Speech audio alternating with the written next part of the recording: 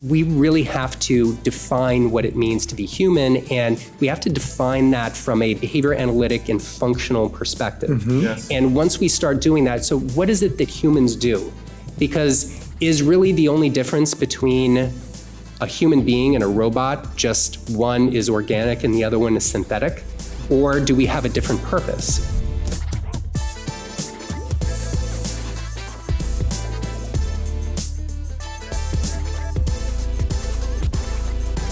All right, ladies and gentlemen, welcome back to another episode of Beyond the Science. We are live here from Miami, Florida. Yes.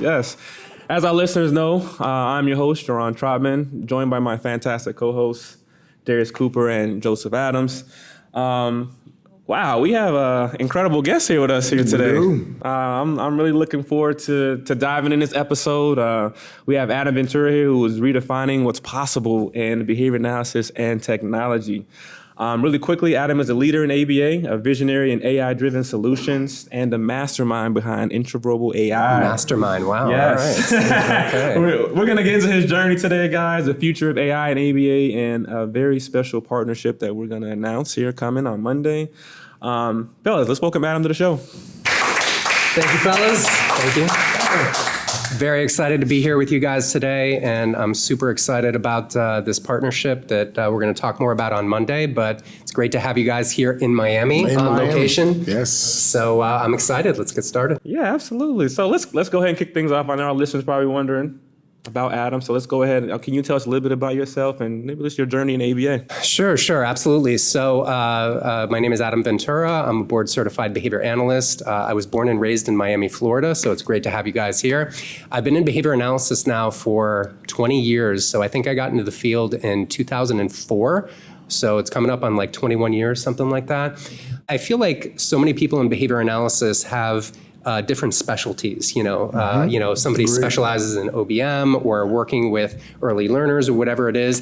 I think my journey has really been defined by its diversity. So I have worked with every single population in every single setting. So when I started in the field, I started working with adults. We worked in intermediate care facilities, adult day training facilities. And if you haven't worked with adults in the past, that's a unique challenge. So I did that for almost 7 years, worked in group homes, worked a lot with adults, and then I transitioned over and started a business in 2010, an ABA therapy company, started working with kids. I did that for about 8 years. I grew my company. We were in 3 states. We had just under 300 employees. And I exited that business in 2018, sold to private equity. I started doing OBM consulting for a little while after that. I want to ask you a question real quick, Adam. Did you grow that business to exit? Was that your intention as you were growing it, or did that something that happened as you got to a certain level? Yeah, that's actually a great question. So the answer is neither. So I had zero intention of selling my business. At the time, my business was my life. Yeah. And that was part of the problem. So in 2017, late 2017, I had a family tragedy. Somebody unexpectedly passed away. And I had a decision to make. At that point, I had little to no relationship with my family. I hadn't spoken to my dad in over 12, 13 years. I know you have a segment later on about the importance of fatherhood. Yes. I hadn't spoken to my dad in like 12 or 13 years. I hadn't spoken to my mom in 7 or 8 years. I hadn't spoken to my sisters in a similar amount of time. I was all about work. I was all about business. I wasn't married. I didn't have kids. And my little brother unexpectedly passed away in 2017. And it was interesting, too, because I was at FABA when it happened, and I got the phone call. Hadn't spoken to my mom or my dad in years, and I got this phone call, and it changed my life. And within about a month and a half, I was an adjunct professor at Florida International University, and I resigned. Within 3 months, I signed the agreement to sell my company to private equity. And I just made a decision at that point in my life that I needed to prioritize my family, and I needed to prioritize being a better man, and I'm sure that's what you're going to be talking about later on, and not just being a better businessman. And that's all I thought about. It's all I thought about in my life was, how can I move my career forward? And I didn't think about settling down, getting married, having kids, having a relationship with my family. So although it was born out of tragedy, now I'm married, I've got a kid, I see my family every weekend. I'm very close with my sisters, my parents now. So I know this is a very long, kind of deep answer to a very simple question, but I didn't plan on selling the business, but I just got to a point where I realized, that kind of shook me up, and I realized, hey, I need to make a change in my life, and I need to prioritize my family, because I think most people would agree that's the most important thing in life. So let me ask, right? Not talking to family for years is, deep. Was it a hyper focus on your business? Was it like, you had to kind of not talk to them to grow a little bit? Or was it you were just so hyper focused on what you had going on that you just weren't speaking to people? You're asking really pointed questions, and you're really hitting the nail on the head on some of these. So I would say, with one side of my family, with my mom and my sisters, it was a hyper focus, and I felt like I couldn't have any distractions in my life. I felt like I had to have accomplishments. It's interesting. Again, I'm going to keep touching on this fatherhood thing, man, because it's such an interesting topic. I feel like men have this need to accomplish things professionally. Yes. And otherwise we don't feel like we have self-worth, you know? And so I just kind of moved everybody out of my life, and I said, I need to focus on work. I need to focus on building my career professionally. And I hyper-focused on work for like the better part of a decade. Now, my relationship with my dad was separate. By the way, my parents are great parents. I love my parents. I'm very appreciative for my parents, but I had a rocky relationship with my dad at the time, and and sometimes that happens with fathers and sons when there's a little bit of electricity there, and there was pushing back. I think that's part of young men growing up is pushing back on their fathers, and if it's not done right, it can destabilize the relationship. Absolutely. But I've never been closer to my dad than I am now. That's awesome. So, although we spent a lot of time not talking, and there was obviously a tragedy in our family, it brought us all closer together. If that makes sense. So let me ask, do you think that you needed to do that to get to where you are today? I don't like to admit it, but yeah, because I didn't know how to manage moving my career forward and managing my family at the same time. And that's a challenge. When you want to make changes in your life, look, we're all behavior analysts, right? So if you want to make changes in your life, you have to change your environment. And when people get used to, when you get used to the contingencies in your life and people get used to you behaving a certain way, and then you start trying to change, it disrupts everything. That's deep, man. It's That's tough, deep. and it's, do I regret it? Yes. I should have figured it out. I should have been a better man early on, and I should have figured out a way to move my career forward while maintaining a relationship with my family. And I spend all of my time now trying to make up for that, but just the way things worked out, Yeah. And that's something I know we all can relate to as business owners, as men, as fathers, people who value family. Like, we talk about this, to Adam's point, all the time about trying to find that balance. Yeah, man, it's rough. And I feel like, me personally, this is a deep conversation because I'm in that space where it's like, you have to make a certain sacrifice to get to the next level. And I think part of that sacrifice is a balance that we usually just don't figure out. Yeah. I could see myself being where you are, Adam, in a couple of years. Like, think I had to disconnect, and I don't want to kind of be there. And it's kind of rough, So I definitely resonate and feel out on a different kind of level, Yeah. Awesome. Yeah, that was a great question. And it's interesting too, because I had a misconception about the definition of legacy. I thought legacy was my business, and it's not. Your legacy are your kids. It's your family, because they're the ones that are going to, your kids are an immortality project that you're working on. And I thought my immortality project was my business. I'm like, this is going to carry on forever. And then somebody shared with me statistics that over the course of the last century, most businesses get sold, close, break apart, whatever it is. But what carries on are your kids. They don't just carry on your DNA, they carry on your values, the way that you experience life, your accomplishments within your family. So that was the hard lesson that I learned. And luckily, I learned it with enough time to make changes, if that makes sense. Wow, you've had quite the journey. Thanks. We're just getting into it. I want to ask you, what are some key moments that helped shape your career and eventually led you into this AI space?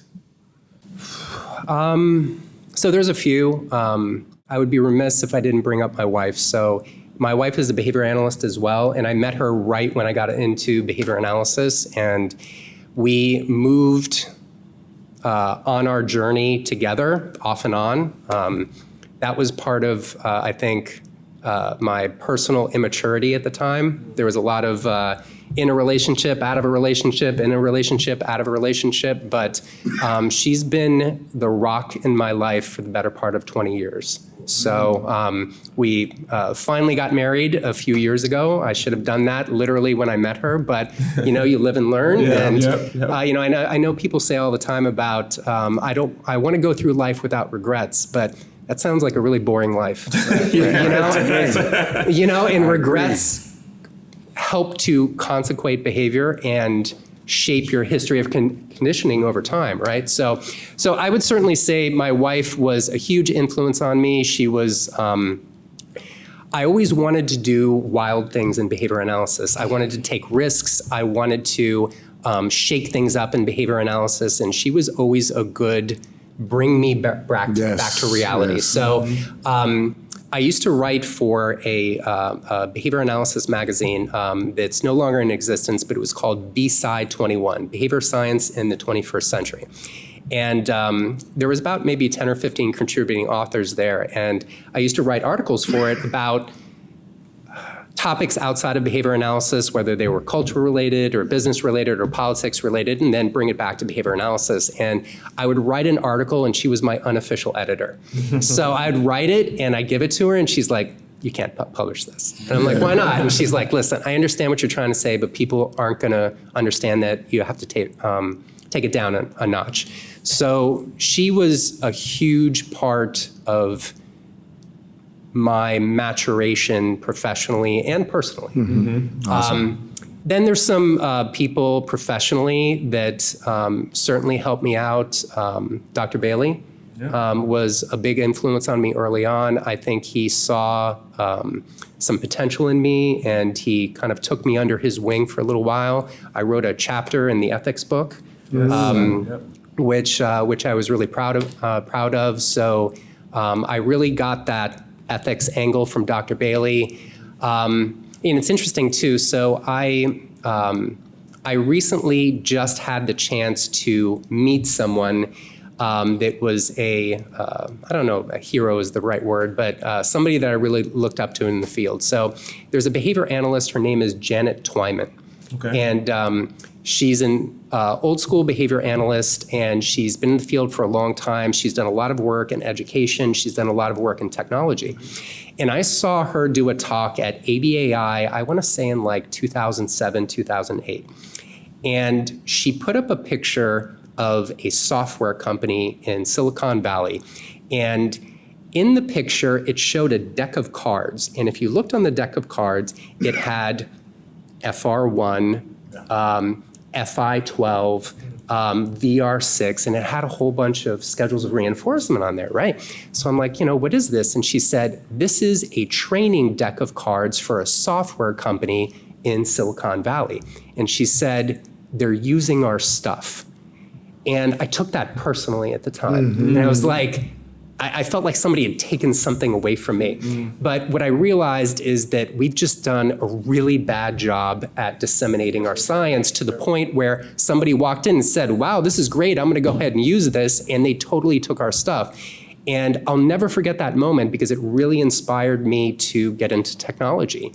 And after that, I think that was 2007, 2008, something like that.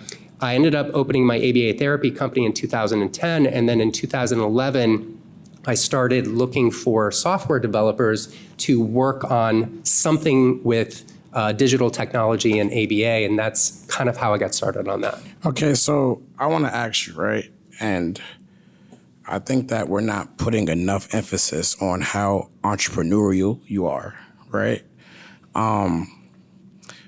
What was that? How important is it having a partner along that entrepreneurial journey? It's good and it's bad. Just like everything else in life, there's trade-offs.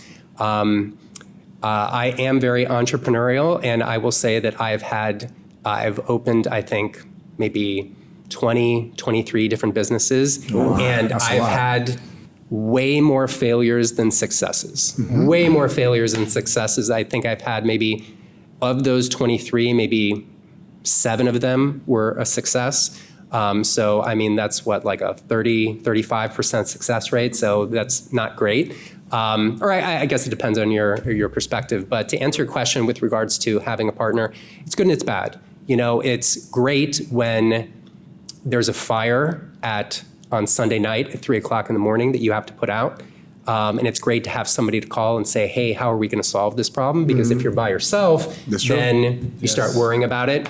When I opened my ABA therapy company in 2010, 2011, there was a lot of people that helped me out along the way, but technically I opened it by myself. And when there was major problems along the way, and I had 2 or 3 moments, you guys are all business owners, you know, you have those moments when you get really, really worried. I went through those 2 or 3 moments by myself. While you were married? I wasn't married at the time. Okay. No. Yeah, no, I didn't get married until like 3 years ago. So this was like in... But while you were in a relationship, though? Yes. Okay, so your partner is, or your wife now, she isn't entrepreneurial? She is now. So like in 2020, 21, we talked about what she was going to do next. And I encouraged her and I said, you should start your own ABA therapy company. And she did a great job. She actually opened it right in the middle of the pandemic. And she grew it, and now it's a successful ABA therapy company across 3 states. Nice. All the credit to her. Yeah, absolutely. Did you play a big factor in that? How much trouble do you want to get in? So yeah, that was a constant discussion on the back end, you know, of, you know, how much help, you know, I provided and how much I didn't. Realistically, you know, when I started my business, my ABA therapy business, I was the sole owner, but there was at least 10 or 12 people I can think of right now that without them, I would not have been able to get the business off the ground and sustaining for a decade. It just wouldn't have happened. Yeah. So, I mean, when people ask, did you do it by yourself? What do you mean by yourself? Yeah, no, this is interesting talk. Coop, you're asking some great questions, Adam. Now you put him on the spot today. I love it. I feel like, and I've been in this space for a while, and Adam, with AI, I feel like you are, if not the go-to person right now in our field, in terms of what you're doing with Intraverbal AI. I want to ask you about what challenges you have experienced so far, just kind of bringing AI into this space. Have you had any pushback from people? What have you experienced in terms of getting into this AI, ABA space, as we have a lot of people who, have some thoughts about AI and how they may not want it, and there's probably gonna be an ethics book quickly out on AI really soon, right? But talk to us about some of those challenges and bringing AI into this ABA space. Yeah, the first thing I want to say is there's a lot of important people in AI. There's a lot of people that have done a lot more research in AI than I have. I want to mention a couple of them off the bat. David Cox, he works at Rethink.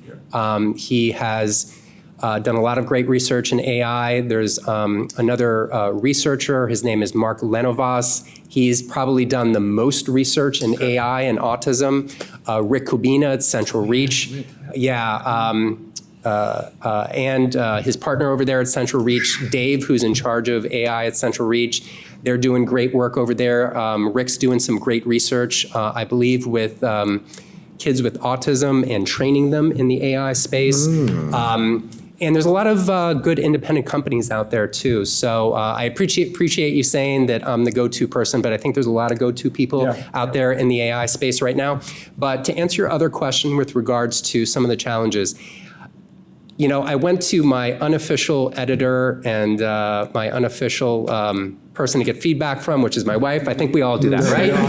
You all go to your spouse first and you say, hey, is this a good idea? And the good part about your spouse is, the good and bad part is, they're honest with you. That's great. That's also the bad part. Sometimes they're honest with you. But, I went to my wife originally in 2023 when I embarked on the AI journey.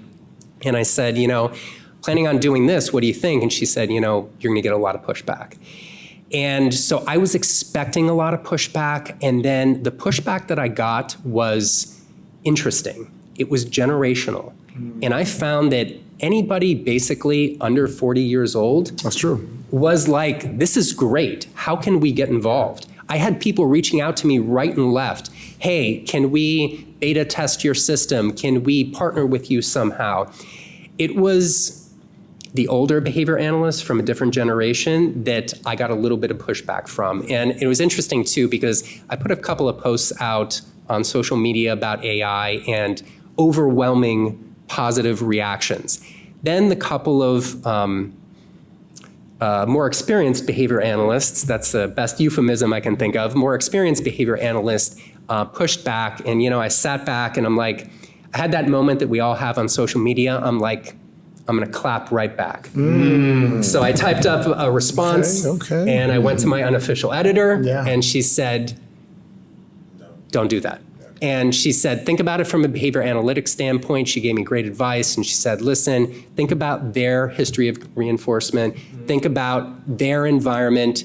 Think about their situation. And I did. So I took a moment, sat back. I'm like, okay, some of these people that have been in behavior analysis, I've been in behavior analysis for 20 years, but I'm talking about people that have been in for like 4 decades, And, they're probably a little bit nervous about their skill sets maybe not transferring into, a new domain. So I sat back and I'm like, you know what? Let me take a different approach to this. And I changed how I responded and said, you know what? I understand, these are some of the challenges that we're all going to face. And honestly, we're not going to be able to face those challenges without you. And that's how I responded to it. And I felt like that went over a lot better. And it calmed the situation down. And then they started responding back to me. And a couple of them started DMing me. And they're like, hey, I really like what you're doing. And it just completely changed changed the dynamic, if that makes sense. So by editor, do you mean like a public relations person? No, I was just talking about my wife. Yeah, like my unofficial editor. My unofficial editor. PR, bro. $20, man. I do want to say though, for all of our listeners, Adam really just gave us some really good advice, especially when you get like Twitter fingers and you get kind of emotional and you really just you got that impulse to respond. Like, you guys take a step back. Think about it for a little bit, and let's think about how we can collaborate on this. So I want to ask you, before we transition, I want to ask you, as far as AI, do you think that AI will eventually outpace human oversight? Everything, so I feel like, I'm forgetting the name of the law right now. It's just like a cultural phrase, but there's this meme out there that all disagreements are really just a disagreement about definitions. I mean, if you think about it, like when you get into an argument with anybody, whether it's your spouse, your business partner, friends. I like that. It's just a disagreement about definitions, right? So it depends on what you mean by oversight, depends on what you mean by intelligence, because that's when you break those two terms down, artificial intelligence, what does that really mean? So I think it's going to force us to really think about what it means to be human. So what does it mean to be human? So I want to encourage all the behavior analysts out there. There's another behavior analyst out there that I have a ton of respect for. I used to use his books in class, but I've never met him in person. His name is Hank Schlinger. He's one of those old school behavior analysts. And he wrote a really great article, published it in one of the behavior analysis journals. and it's I forget the exact name, but it's something equivalent to what it's like to be IBM's Watson. Are you guys familiar with IBM Watson? So it was their kind of like old school version of AI. Yep. And now we've got everything else, ChatGPT, Anthropic, Claude, all that stuff. And he was making the argument in there that we really have to define what it means to be human, and we have to define that from a behavior analytic and functional perspective. Yes. And once we start doing that, so what is it that humans do?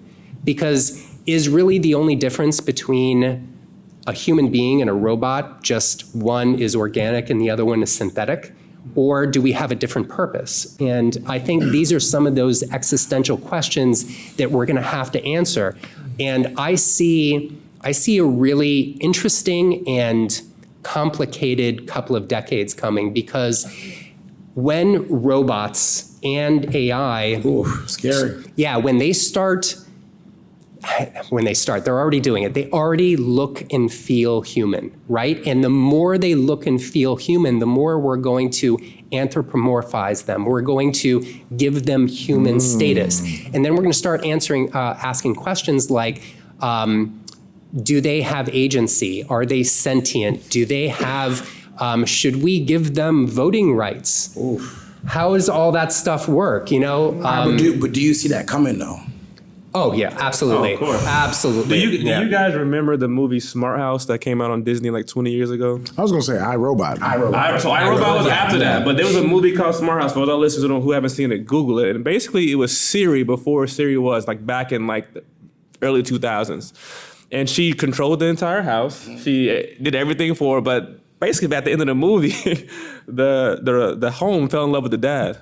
I saw that. And so then she started locking the door, started doing all these things. It was crazy. But this is kind of the space that we're kind of getting into. And I was talking about how they're learning us. I wanted to quickly go to you, Joe, before we move to our next segment. And I know you just kind of did that presentation recently. When you think about AI, you own a company. Tell us about your thoughts on it right now. You know, so I did a presentation for Central Reach on AI and how it's assisted my company. But I'm a part of that older generation of old school behavior analysts that still like to do direct therapy and direct supervision. And I'm just not, like you guys helped me a lot, For our viewers, these guys help me use AI a lot, and I'm just still kind of feeling out the process. Do I believe it's coming? Do I believe it's going to be a part of our next generation of BAs? Absolutely. Nah, it's here, bro. And it's here, and it's here to stay. But do I believe that this next generation of BAs won't have the same experience, won't have the same learning history, won't be reinforced by the same things? I do. I think it could, and I'm just saying, it just could make the next generation a little bit lazy. AI is definitely going to kill the skill level of therapists. It is. But does it have to kill though? Like, I do understand your point. And I don't know if lazy is the word I would use. You can jump in here at any point in time. I think it's gonna be a different learning history, right? Nah, bro, it's gonna kill it, bro. I think that it is. I'm afraid. All right, even let's say I have an ABA company, right? I have BCBAs that do treatment plans, right? It's different when they sit in there and you typing out what's going on than when you could just put a prompt in AI and it types it out for you. I'm gonna pause you right there. I see that angle. But do you know how many already people that I could see AI helps from not burn out in this field because they're more efficient? Okay, I agree. So I agree. There's different angles that we can take with AI in terms of its efficiency, and we can get into it. Okay. But I'm just saying, there's a lot of pros, and I can see the cons you're talking about as well. I get that. Like I'm pro AI. Like I've just started a company, Sapphire AI. I think that it's a direction that, we had this conversation before that you got to get where to get lost. Like you have no choice. Yeah. But I'm big on quality of care. And I think that like more, and this might be a wild statement, but there's more bad BCBAs than good BCBAs. Elaborate on that. So I've worked in, I would say, at least 4 or 5 clinics, right? I think that every BCBA is different, but as far as just really caring about a kid, let me start with, it does definitely depend on the company, right? Company culture. Company culture, yep. But as far as just BCBAs really caring about kids graduating out, I ran into that not as much as I should have. Okay. Which, okay, I can blame that on a company, but with it trickling down, I think that like, and I can't say too much because I got a company. I don't want none of my BCBAs to feel away, right? You know what I'm saying? Like, but And you had a BCBA that worked with you too. That's over here. I don't want to say too much. All right, so let's move to our next segment. So we're really pumped about this partnership that we have with you, Adam. We see it being more than just a collaboration. It's about driving real innovation in ABA, right? We've been talking about this, and I'm excited about it. But I want to start breaking down for our listeners who aren't familiar with Intraverbal AI. Can you talk about Intraverbal AI and specifically how it's going to help behavior analysts in our community? Yeah, thanks for the question. And so we basically broke down development into 3 phases. So chat, clinical, and academic. So it was interesting because Coop and I were just talking about the advantages and disadvantages to smaller companies versus larger companies. I really see the advantage smaller companies have is I think about smaller companies as jet skis and larger companies as cruise ships. So if you're driving a cruise ship and you need to change course and turn, you have to inform like 7 people, and it's a slow process. You have to plan for it. The great part about being a small company is you can pivot quickly and you can move quickly and jump into new areas. So the very first thing that we thought about doing was I wanted to find a way to bring all of the knowledge and information in behavior analysis into one place. So I thought about what existing chats like Perplexity or Claude or ChatGPT do. So ChatGPT, for example, gets most of its information supposedly from the internet. There's a lot of discussions right now about where they actually got it from, but we all use it. So they get most of their information from the internet. And I thought, how can behavior analysts contribute to that? Where is our information located? And I feel like it's located in 3 different places. It's located, number 1, in journal articles.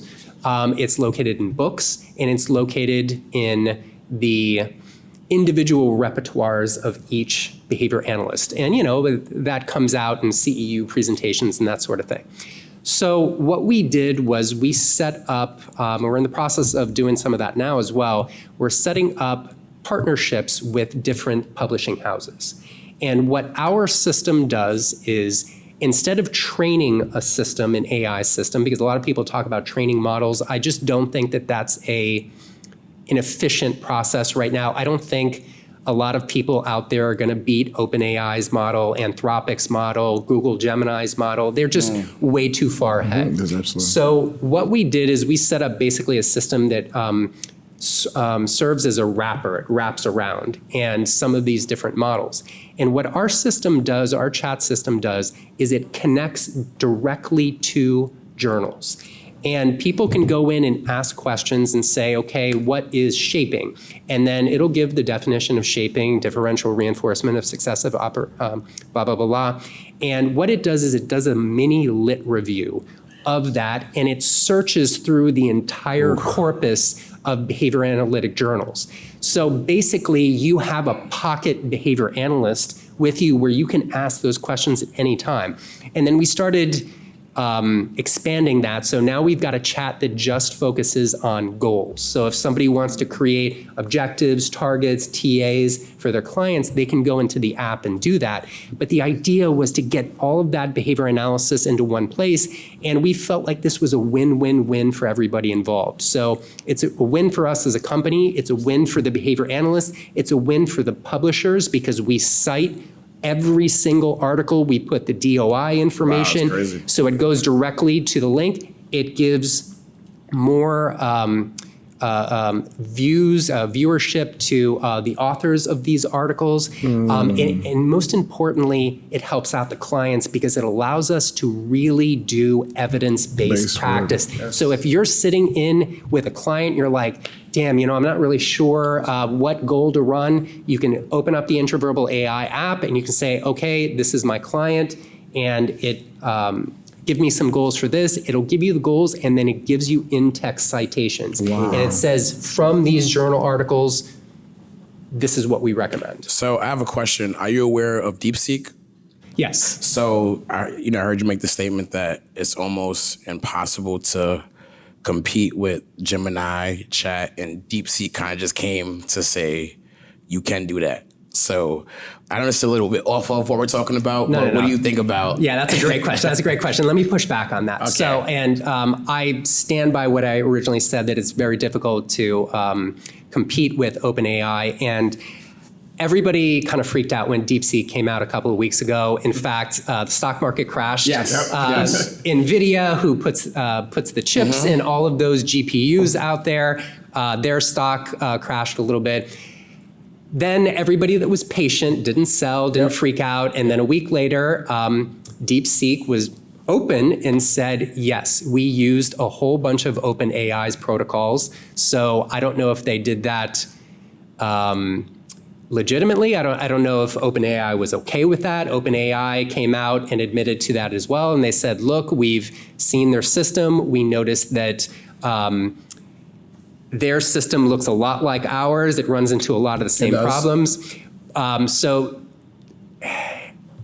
all knowledge comes from somewhere else. So everything we know comes from somewhere else, but I think there's some legalities involved in there. So it kind of feels like they stole OpenAI's lunch a little bit. But what I will give credit to DeepSeek is they use a really important strategy in AI right now, which is called MOE, so a mixture of experts.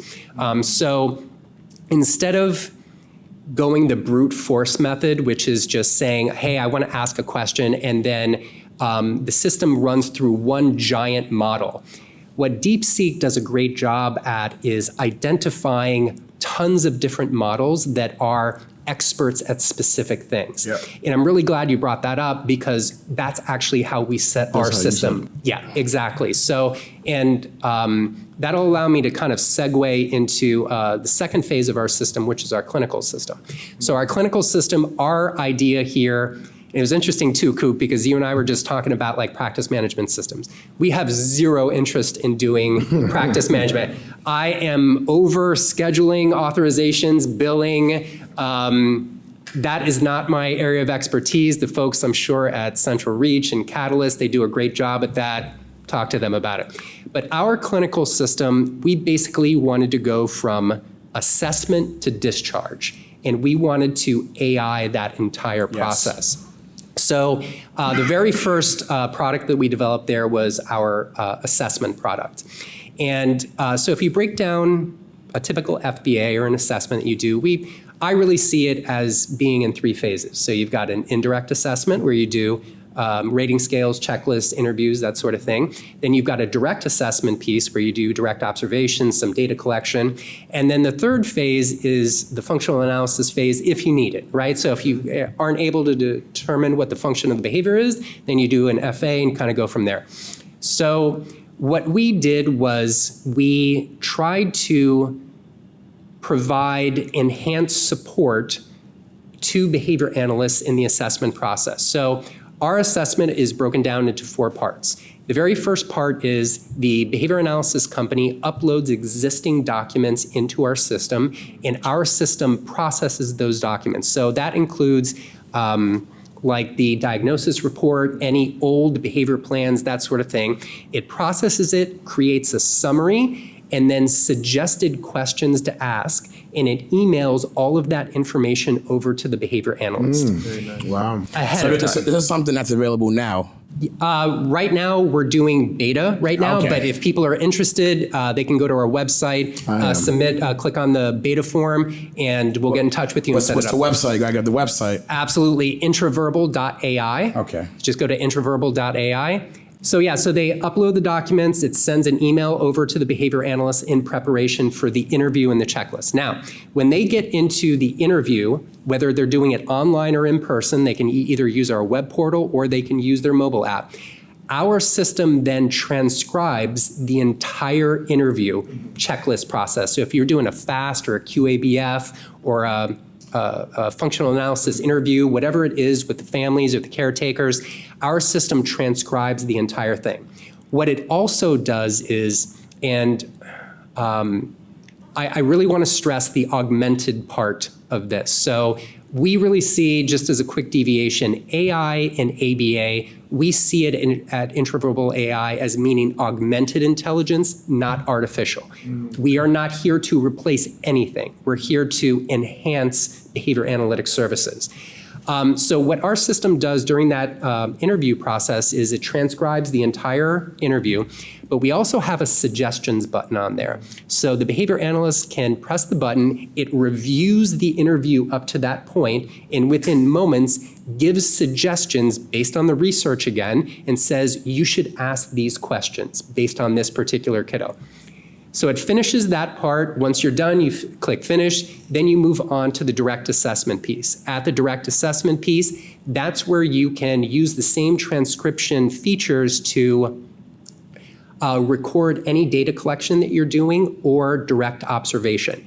We're gonna be moving soon to the point where it's gonna be able to do video as well, where it's going to be able to do video and then pick up on what's going on in the entire the assessment. So that's the third step, and then the final step is the report. And this is really where we're helping the behavior analysts out. They get to the end, they press a button, and the system generates an initial assessment report based on the format that the insurance company that particular kiddo has. So instead of, this is another one of those things, we were trying, at Intraverbal AI, everything that we're trying to do is a win-win for everybody involved. So many companies out there, you'll get, let's say, maybe 8 or 10 hours to do an initial assessment from the insurance company. Then I know most companies give extra time to do it because they just need extra time to do the write-up, to do a proper assessment, right? So I spoke with some large companies that they approve like 16 to 18 hours, but only get paid for 8 to 10. Yep. This process makes everything more efficient. The insurance companies save money, the companies save money.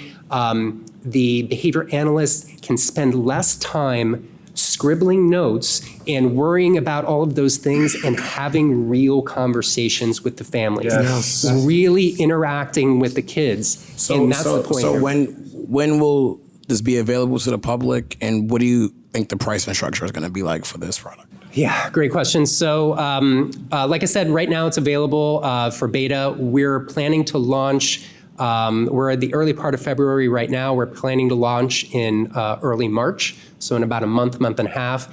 What we're doing right now is we've contracted with reviewers at insurance companies. So you know the BCBA reviewers that review? Yeah, peer reviewers. Yeah, the peer reviewers. So we've contracted with a good number of reviewers, and they're reviewing our assessments now, and they're giving us feedback, because ultimately we want to do a good job in the assessment. We want to identify the behaviors, skill deficits, define everything really well, but ultimately BCBAs want to get their programs approved. Yes. So we're working with those reviewers now. They're giving us feedback and saying, hey, yes, we agree, or change this, update that. So we've really, a phrase that we threw around with the chat was we wanted to create a collective consciousness of information with the chat, and we want to do the same thing with clinical. We want to get people together to create a community. So this isn't some giant corporation and we're trying to do this for just profit and bottom line. Look, you can't run a business if you don't have at least a small amount of profit, but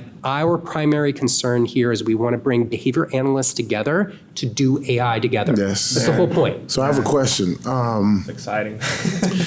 Will the next phase of Intraverbal AI assist RBTs? Yeah, so the clinical phase involves assessments to start off with, and then the next few phases are going to be parent support. Awesome. And supervision. And that's something that, so we're working on the supervision project with a colleague of ours, Kristen Bira. We've partnered with her and her company Upskill. We're very excited about that. So everything that we do, yes, we want to help RBTs, absolutely, but we want to help RBTs, not replace RBTs, not replace supervisors.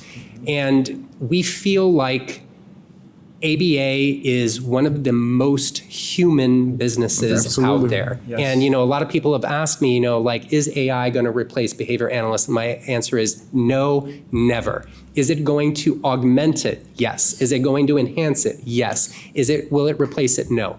What we do in ABA is I think you need humans to teach other humans how to be better humans. And that's really what we're doing across the board, whether it's supervision or working with the clients directly. Yes, wow. And I love that he's stressing the augment, not the artificial. Not the artificial. We're enhancing here. And I think this is a good time to say this episode of Beyond the Science is actually brought to you by Intraverbal AI.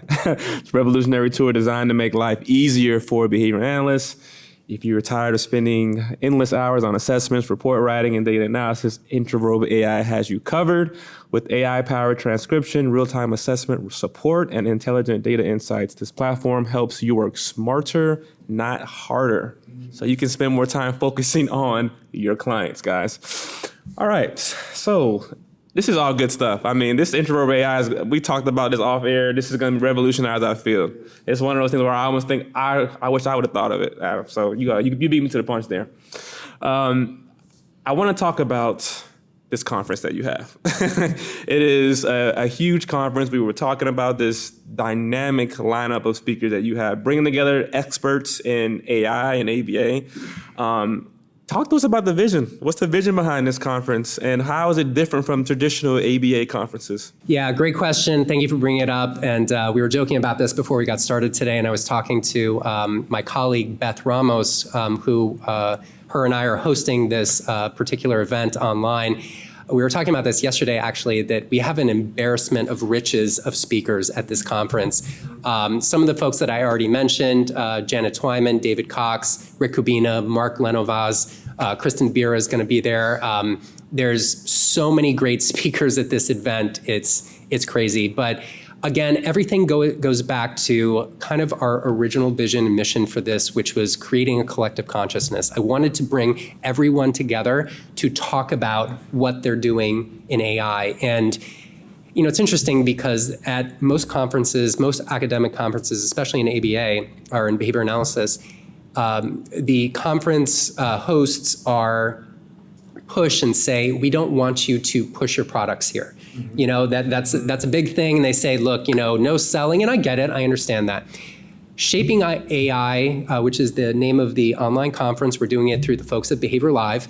And by the way, shout out to Behavior Live. They make putting on conferences so easy. I got to clap it up for Behavior Live. My conferences is through Behavior Live, that team. Shout out to Chris, shout out to Matt, shout out to Matt, all of them. You guys do a great job. They do a fantastic job. They make all of our lives much easier. But so at the Shaping AI conference, we wanted to bring everyone together, and we want them to show off their products. So we've got representatives from Rethink, from Central Reach, from CuraJoy, from a ton of different AI-based companies out there. So we have very much a collaborative feel there. And everybody's going to be talking about the theme of the conference is the future of. So are you guys familiar with an old theme from like the middle of the 20th century, the World's Fair? No. Okay, so this was such a cool concept. If you all haven't seen this, you can check it out. I think the World's Fair originally initiated in the early part of the 20th century, late 19th century. But it was basically a fair that you go to that talked about what the future was going to look like. Okay. And they had, the World's Fair became really popular right in the middle, I think it was in the 1950s, 1960s, and it envisioned a future of like flying cars and all sorts of cool technology, which, by the way, what happened to flying cars? But that's the theme we wanted to take here. What's the future of behavior analysis going to look like? So we're tackling all of the different topics. We have speakers talking about the future of supervision, the future of assessments, the future of research, the future of training, what prompt engineering is going to look like in the future. What does it mean to be a behavior analyst 5 years from now, 10 years from now, 20 years from now? And the reason that we're calling it Shaping AI is we want to bring everybody together and say, let's all figure this out together. Let's shape what behavior analysis and this merger between behavior analysis and technology is going to look like moving forward. Yeah. Wow. Guys, you guys heard this here. If you don't have tickets to that conference, it sounds like everybody needs a ticket to that conference. It's scheduled for March 21st? Yeah, March 21st and 22nd. So it's going to be Friday and Saturday. We've got a great lineup of speakers. Just head over to Behavior Live and check out the link there, and you can sign up. If you have any questions, you can reach out to us at info@shapingaisummit.com, and we'll get back to you right away. But we're super excited about that. I'm going to get my ticket. I love it. All right. Thanks for sharing that with us, Adam. I want to move to one of our new topics, our new segments on this show, Straight Talk with Joe. So, Adam, first met you, well, I really didn't meet you, but I was there at a conference, February, I think, 2023. It was an entrepreneurship conference in West Palm Beach, put on by Brett DeNovi. And that's where I heard your entrepreneurial story. But early on in the podcast, I didn't know the setting event. And we discussed kind of your shift. Can you explain that shift? Can you explain the balance, right, of being now a newly father, guys? Adam is a new father. And how that allows you to look at your relationships, your interpersonal relationships with your own family. It's tough. It's interesting because I talked about my little brother passing away, and I did what I think any behavior analyst would do is, you sit down to try to figure out why things happen, right? And I don't know if this is the right thing or the wrong thing, but I dove into the research. I'm like looking at the research on, and I stumbled onto the research differences between men and women. And I know this is kind of a controversial topic, but there's a ton of research out there. And I've really spent the last 4 or 5 years thinking deeply about the differences between men and women, what it means to be a man, what the difference between masculinity and femininity is. I really feel masculinity and femininity are two different response classes. And I've been thinking about that a lot and thinking about how can I be the best man possible. And I love that quote. I love movies. I love that quote from The Godfather. A man that doesn't spend time with his family really can't consider himself to be a man. So, and I've really taken that to heart. I spend as much time with my family as I possibly can. But, there's a balance, like you said. And I think it's important for kids to see their father working. I think that matters. I think imitation and modeling and imitation is a real thing. It's important. For the first 6 months since my son was born, I felt like my responsibility was to support my wife. She just knew, like as soon as he was born and they handed him over to her, it's like she knew instinctively exactly what to do. Remember, because they handed him to me first, and I had this terrified moment. Yes. And I'm like, I have no idea what to do. And I was thinking in my head, I'm like, here you go. I wanted somebody to take him back. I'm like, please, someone take him back. Like, I don't know what to do, I didn't want him to go back, but like, just somebody please take him back. I'm not qualified for this. So I felt like for the first 6 months that he was born, my responsibility was to support my wife. And hey, what do you need? And because she knew instinctively what to do. Now as he's getting older, I'm interacting with him more. And I feel like that's one of those differences that I'm learning between moms and dads is dads need a lot more interacting with the kids. And once they start developing a personality and they start moving a lot more, that rough and tumble play that's so important, we all know, I'm sure, I did that with my dad, you set up the couch cushions and you make a WWE thing and, learning how to play ball, that stuff. So my son's getting a lot more, he's a lot more pliable now, and flexible. So I feel like my role with him has changed a lot. So I want to ask, off camera, we spoke about the sacrifices you had to make family-wise as you entered your career. Can you touch on that a little bit for the audience?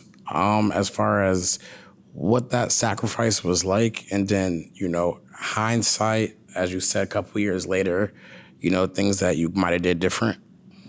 I stopped talking to my family for the better part of a decade, depending on who they were. I did stop talking to my dad for like 12 years, something like that.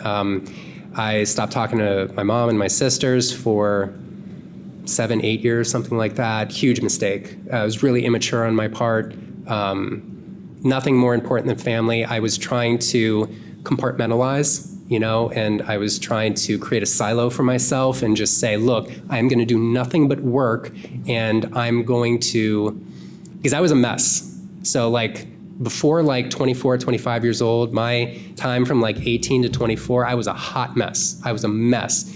I was jumping from job to job. I would go out 5, 6 nights a week. I would go out Friday night, not come back till like Monday morning, something like that. I lived in Miami. That's what happens here. You got to have a lot of discipline here. So I was a mess, and I felt like I was letting my family down. And I talked about this a little earlier, but I feel like men have a unique need to accomplish something professionally in their lives for a lot of reasons. I feel like that's a whole podcast episode in and of itself, but I felt a strong need to do that. So I just distanced myself from my family. It was the wrong thing. I should have done a better job at it. But yeah. So talk about the joy that you have when you can call your dad, call your sisters, call your mom now, and that relationship is repaired. I wouldn't say it's repaired. It's in a process of repair, and I feel like it's, just like any relationship, you need to maintain it over time. And I think we're all figuring out how to have a relationship now versus having a relationship before, because, I was one person when we knew each other when I was 19, 20, 21, and now I'm a completely different person in my late 30s and early 40s. So I'm trying to figure a lot of things out. I think I'm trying to figure out, it's interesting because no matter how much professional success you have, what I've noticed is some of the things that matter the most to you are just your parents' approval. Yes. I don't know if that happens to you guys. Yes. Oh my gosh. Talk about it. We were just talking about We were that talking on about it camera. last night, yeah. I had a successful venture that I exited and sold, and I remember going to my dad and same restaurant that the four of us went to, the Krogan. And we were sitting there, and I broke the news to him, and I told him, and I looked at him, and he's like, "Wow, that's great." And I'm like, and I just asked, I'm like, are you proud of me? And he's like, "What?" And he's like, and I'm like, "Are you proud of me?" And he's like, "Dude, you just did this, this, and this. Of course I'm proud of you. Why are you even asking?" And I'm like, and I remember thinking to myself, like, it's great that I had that venture, and it's great that it was financially successful, but I had this aha moment later on that night. I was like, it wouldn't have mattered if my parents weren't proud of me. Yeah. And I don't know if you guys have those moments, but yeah. We talk about it all the time. And I would just say, right, my parents worked a 9 to 5 my whole life. So being an entrepreneur and having parents who work a job, they don't really get it. No, they don't. Yeah. And I feel like even now being, successful, I haven't had that moment yet that you're talking about, where like, I know my parents are proud of me. I do very well, but like, I haven't had that moment yet where I'm like, are you really proud of me? Yeah. Like, I get that. And to Adam's point, we could have a whole segment on this. I mean, you guys know I lost my father almost 3 years ago now. And I remember like all the stuff that I was doing up until now, even BMBA, inspired by him. So when Adam was talking about just that approval, it's like, you can't put a price tag on that. Like, it's priceless, right? And the feeling that you would get from not only approval, but disapproval, like that also plays a part and shapes your behavior as well. So I'm looking forward to diving more into that as we continue to Especially connect. from your father. Yes. Yeah. Yes. Yes, moms model. usually rock with you. Yeah. But I want to ask this question, right, Adam? Do you feel that sacrifice was necessary at the time? Yeah, you're always going to have to sacrifice a little bit, right? So everything in life, every single action that we take, every behavior that we engage in, even our attention is a sacrificial endeavor. So if I do one thing, I'm not doing everything else. So you're setting up trade-offs, and you're saying, hey, I'm going to spend time doing this and not time doing other things. Now, it's interesting because when you have kids, you guys have kids, when you have kids, you better know your values because they will question you and you need to respond immediately.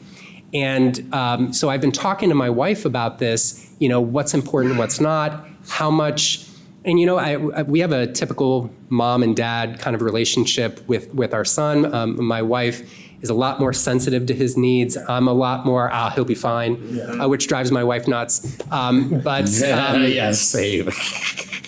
So we have a lot of those discussions where we talk about how much help does he need and how much attention should we give.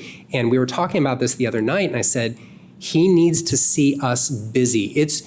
We're prioritizing him by not prioritizing him. So if he sees that we're having an adult conversation and he needs to play by himself, he needs to play by himself. And we're doing that for him in a sense because he needs to understand that the world isn't going to accommodate for him, and the world isn't going to give him a ton of attention, and he needs to learn that early on, and that we've got private time, you guys understand as well, some of the best advice that I got is if you want to be a good parent, be a good husband. And if you have a good relationship with your wife and you love your wife and you care about your wife, number one, your son sees how a man should treat a woman. If you have a daughter, your daughter understands the right way that a man should treat a woman. So a lot of those things are important. I do want to say something really quickly since we're all sports fans and we were talking about the importance of dads in people's lives. One of the things, and we're right around that time too, one of the things I love watching every year is the NFL Hall of Fame speeches. Oh, yes. Almost every single time you'll see them thanking their dads and you see them tearing up. Yes. And I don't cry in real life, but I cry watching TV sometimes. Like if I see something, and when I'm watching those Hall of Fame speeches, like I'm sitting there and my wife's like, are you okay? I'm like, are you okay?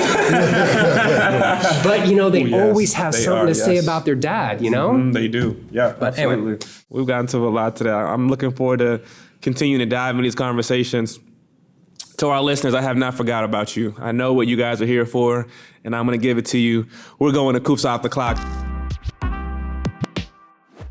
You've said you've started a dozen companies, a dozen businesses. Which one were you most excited for, and which one did you take the biggest loss on? The one that I'm most excited for by far is Intraverbal AI. I think there's so much that we can do. And this venture feels a lot more collaborative than the others were. The others felt because I've had a few ABA therapy companies in the past, and they felt very competitive, especially in this market in South Florida, which is a whole different discussion.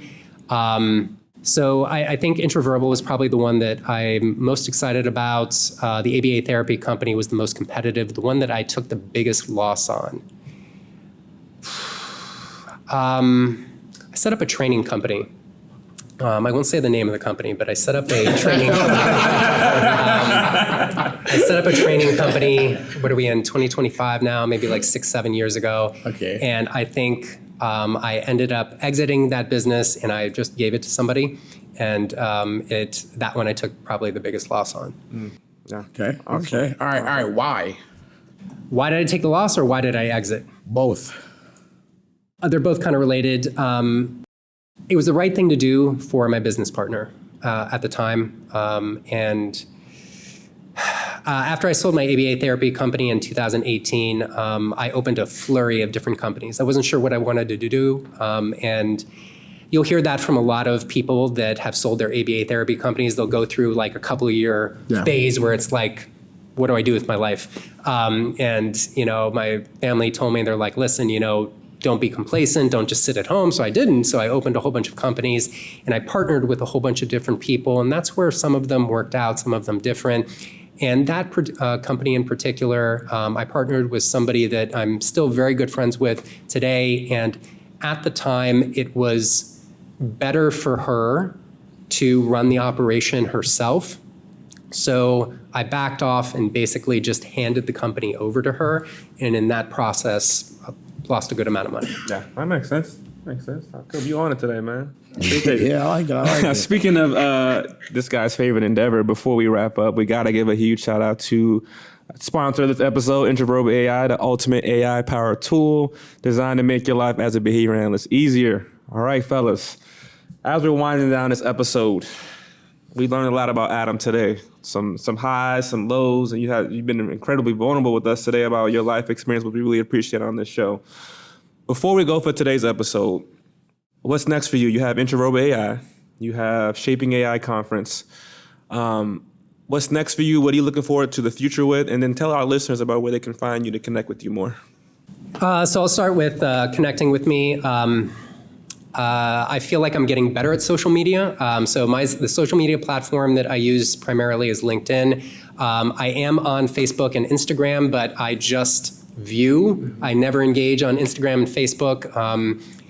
I like keeping my social media posts professional. And, we talked a little bit earlier about getting too emotional with social media. So please, you can find me on LinkedIn at Adam Ventura. So please reach out to me, connect with me. I love meeting and talking with people. Intraverbal AI, we're very excited about. I talked about the first two phases, which were chat and clinical. We are really excited about the third phase, which is the academic phase. I just wanted to say really quickly, I think AI is going to fundamentally change education. So education, really since the beginning of time, the way that I see it has been primarily intraverbal training. And what I mean by that is we're teaching people to get the right answers. Right, so when you've got a test, it's multiple choice. Outside of like a master's degree or a doctoral degree where you have to come up with research questions, for the most part, education was intraverbal training. Now, if we've got a system that knows everything or knows a lot of things, education is going to fundamentally shift from primarily intraverbal training to primarily man training. More specifically, instead of teaching students to get the right answers, we're teaching them to ask the right questions.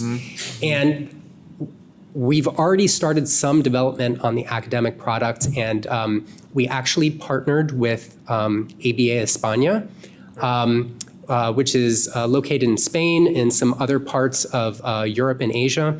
And we're really excited about that partnership because we're starting to develop out that system for universities and how it's going to change education more broadly. Wow. So I think... So I got a question, right, as we wrap up. And this is for you and Joe, right, as business owners, Adam's behavior consultant.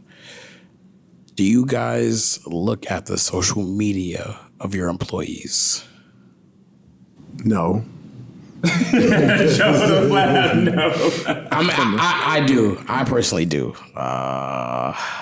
Like, Facebook is a thing. All you gotta do is put somebody's name in, and if I see you like getting lit a lot, doing the most, you might not be a good fit for the company. So I do want to answer that carefully. So I think there's a difference between, do you check social media of current employees or prospective employees? Do I check social media of current employees? Nope.